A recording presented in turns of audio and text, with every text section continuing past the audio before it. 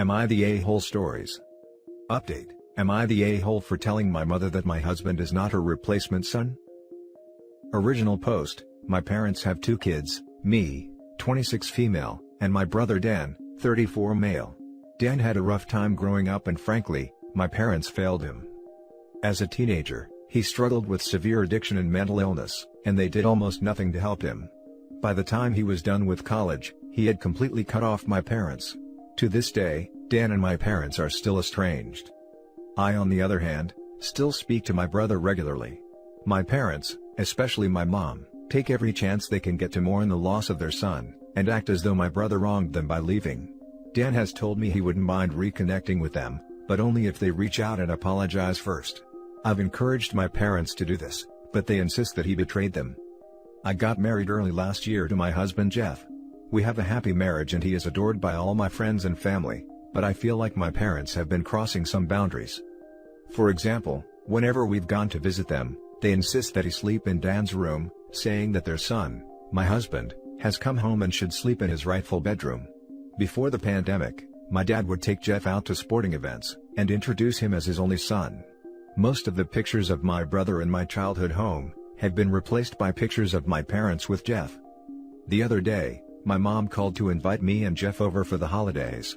I told her I wasn't comfortable traveling during a COVID spike. She was irritated but dropped it. Then, she called Jeff and begged him to visit without me, because apparently, it's cruel for a mother to be without her child on Christmas. Jeff politely told her he wasn't going to visit without me. She's been emotionally blackmailing him ever since, sending him pictures of stockings with his, my mom's, and my dad's names on them and saying, "But we already promised so-and-so that our son will be in town." This felt ridiculous and unsettling, so I called her up yesterday and explained to her that she's violating our boundaries. Jeff is not her replacement son, and no matter how much she pretends, she does have an actual son. She does, and it is her responsibility to make up for the damage she did to that relationship before it's too late. She started crying and called me cruel for mentioning Dan, and said I have no idea what it's like to be a mother, and it's disgusting that I'm trying to deprive her of a son, when she has already lost one by keeping Jeff away from her. My father agrees with my mother, and Jeff agrees with me, though he doesn't like to rock the boat and thinks I should apologize anyway. I thought I did the right thing, but now I'm really not sure if I went too far. Am I the a-hole? Now for the top comments before reading the updates. Not the a-hole, and your parents sound hella abusive emotionally. If you plan on having kids, set your boundaries well before you start the journey. Oh, for sure, I do not want my children to have the same childhood I had. My parents have always been a bit off, but until now I've just kept quiet and put up with it. Something has to change clearly. I read this wearing a Pikachu face. For real. Not the a-hole. So not the a-hole. Your parents sound mentally unbalanced. This is a seriously unhealthy behavior and it will have a negative impact on your marriage. Because to them, you got married, your husband is better than their son, they don't have to be responsible for the emotional upkeep like they did with their teenage son, so they are replacing their son with your husband, so they can feel good about their son while still maintaining the role of victim where their real son is concerned. That is convoluted beyond all reason, and you need to make some very firm, very lasting boundaries with them. How are they going to act if you and your husband ever have a baby, especially a boy? When they overstep your parenting boundaries, it will be to talk about that baby as their baby, how they raised him, etc. I'm definitely extrapolating here, but it isn't exactly a reach to think they will not only continue this behavior but escalate it. Thank God, the way my parents were talking to me, I thought I was crazy for finding their behavior disturbing. I think you're so right about potential kids. I know that even now I'm not really comfortable being around my parents, so there's no way they're seeing me without defined boundaries, much less any children I may have. Not the a-hole. Your parents have a few screws loose and need therapy. It's time for Jeff to set some boundaries, like them telling everyone he is their son. He is not their son, Jeff is a son-in-law. That's a good point. Jeff and I are very much on the same page about boundaries, but my parents also need to know that he agrees with me. I could easily imagine them claiming I'm holding my husband captive against his will or something. Edit. Thank you all for the support and advice. I appreciate it so much. I haven't been able to sleep, so I've been reading every comment. I don't know if I have the emotional energy to post in just normal yet, but I'm reading a lot of what's posted there and already feel less alone. My tentative plan is to arrange for me and Jeff to get individual therapy and maybe couples therapy later on. We are going no contact with my parents for a while. I'm also planning to invite Dan to stay with us over the holidays. I have a lot to make up for, and I want to spend as much time as I can with him and let him know he's loved. Also, in response to the people pointing out the gross incestuous implications behind this, with the way my parents talk about me and my husband, most people who didn't know me growing up, assume that I'm their daughter-in-law and Jeff is their son, until one of us corrects them. And now for the update. I posted several weeks ago, about a situation in which I felt that my parents were trying to replace my brother, Dan, with my husband, Jeff. I wanted to first express my gratitude for everyone who commented and messaged me. I was raised in an unhealthy environment, and as such, I was very out of touch with what normal family dynamics and boundaries look like. The support, the resource recommendations, and the respectful criticisms have all been invaluable to me as I've begun to confront what I've avoided for a long time. People have messaged me asking for an update. Well, I'm happy to share good news. My husband and I went no contact with my parents as many of you suggested. We have also both started going to therapy. We have only had 3 sessions each, but I can definitely say it has been a total relief to process things that I have been bottling up my entire life. I already feel like I can understand myself and the cluster F I grew up in significantly better. Kinda kicking myself for not trying it sooner. Jeff has felt the same way with his sessions from what he's told me. Under professional advisement, we are holding off on couples therapy until we do a few more individual sessions, but we hope to start in the near future. Now for the main good news, my brother Dan is spending the holidays with us. After taking health precautions, he drove up last week and is staying with us past New Year's. Having Dan around has been incredibly special for me and Jeff. Dan and I have been making up for so much lost time, and I've never seen him smile so much and it warms my heart. I did tell him about the situation with our parents and Jeff before he came. It was hard to hear, but Dan has a really strong support system and seems to be processing it in a healthy way. He's coming up on 7 years sober now. I was finally able to apologize to him for not stepping up as a better sister earlier in his life, and enabling our parents' mistreatment. He said he doesn't blame me, but I still want to show him through my actions, that I will always be there. My parents have been pretty much losing their minds this entire time, especially when they found out Dan is with us. As a people pleaser, I'm proud of myself for being firm in maintaining my boundaries. Right now, my heart is filled with more love and joy than it has been in a long time. I know life won't always be like this, but my brother is safe and healthy and happy and knows he is loved, and that is everything to me. I am sincerely appreciating what I have. Anyway, happy holidays everyone. Thank you again for your help. Much love to all of you. Now for some comments. Yay!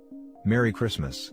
Enjoy the peace of going no contact with toxic family, and the joy of being with people you love and who love you. Thank you so much. Merry Christmas to you too. Holy crap. I've just looked at your other post and yeah, definitely not the a-hole. Your parents sound creepy as hell. Sorry, but that's not normal. Anyway, good for you guys for finally turning things around.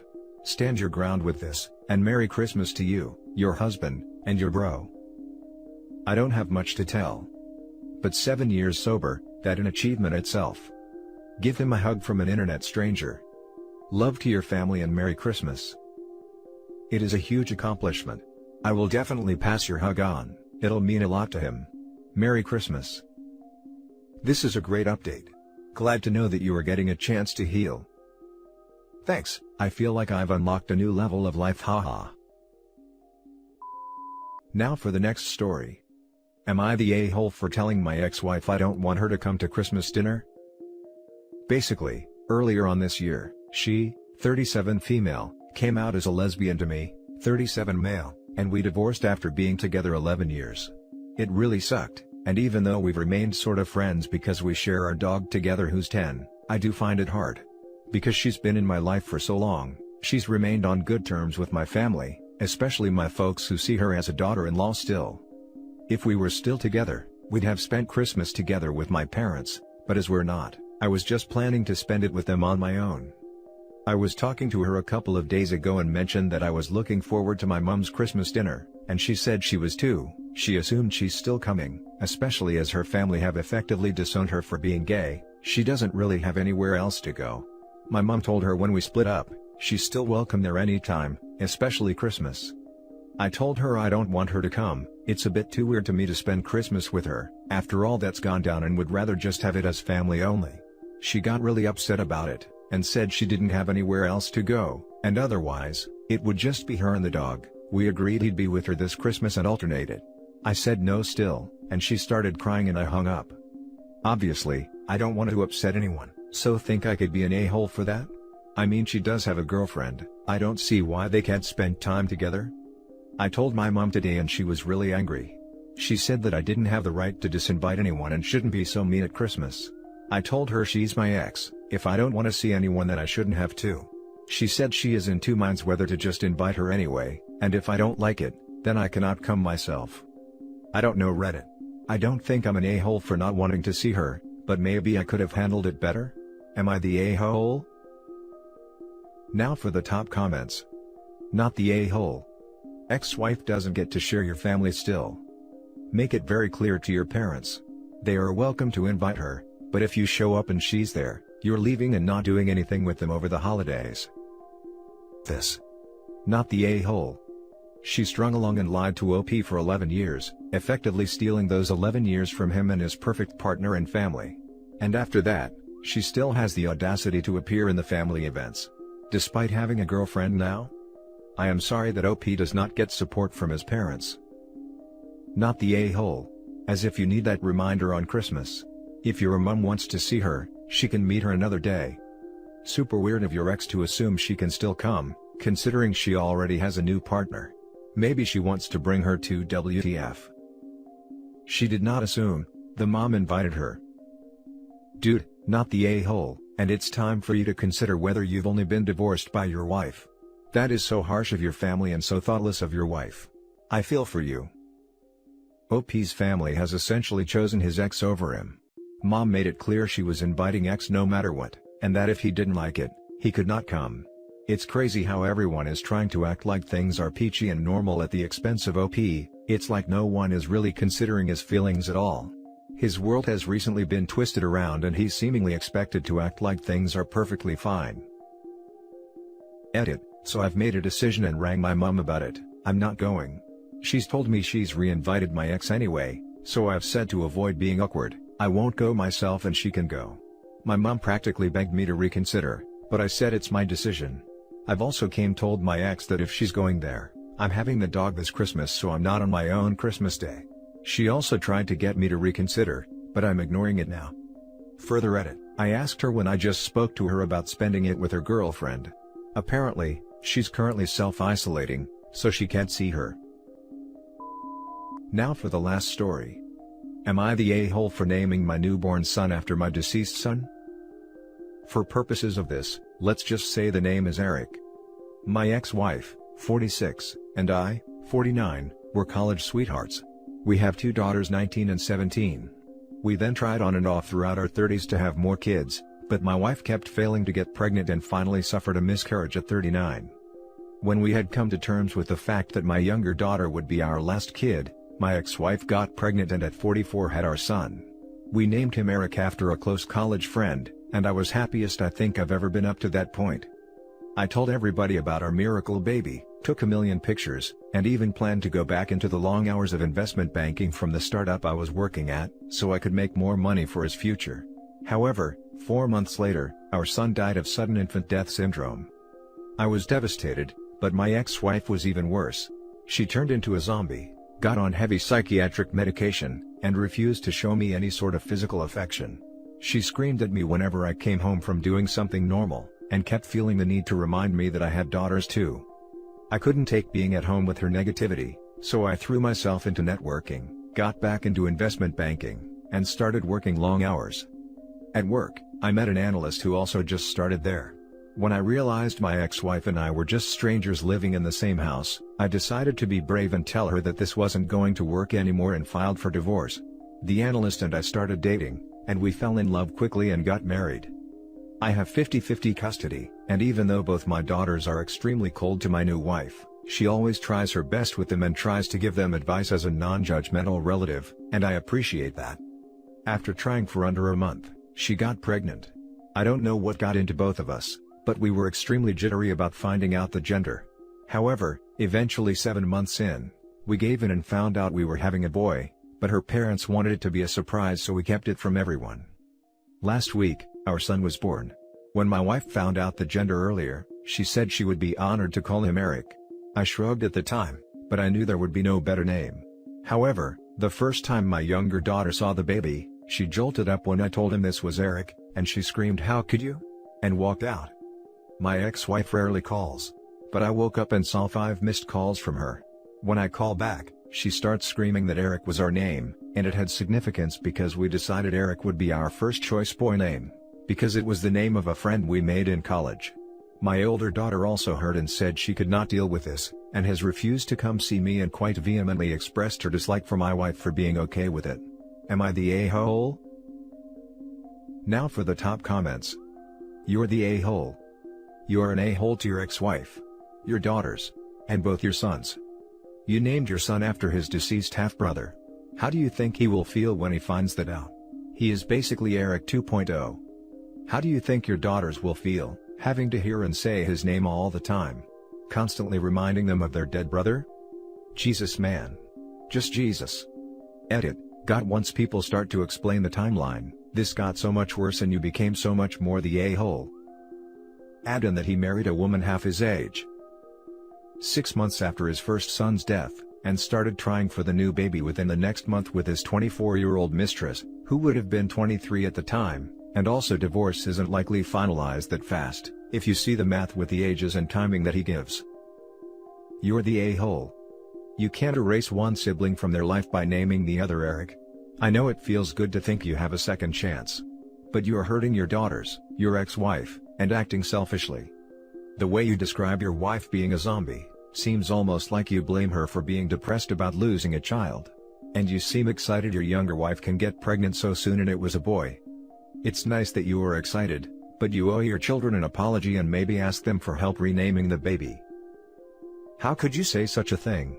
Didn't you read the bit where he was so brave and abandoned his sick wife and 2 daughters, to flee to the bed of his young lover and start replacing his old family with a new better one? You're the a-hole. I'm about to nominate this for biggest a-hole of the year. Do you not realize how messed up this is? You name your kids after parents/grandparents/aunts and uncles, not their deceased sibling. And that's it for this video, guys. If you have thoughts to share, leave a comment below. Don't forget to hit like and subscribe if you like this content. I'll catch you in the next one. Good day, everyone.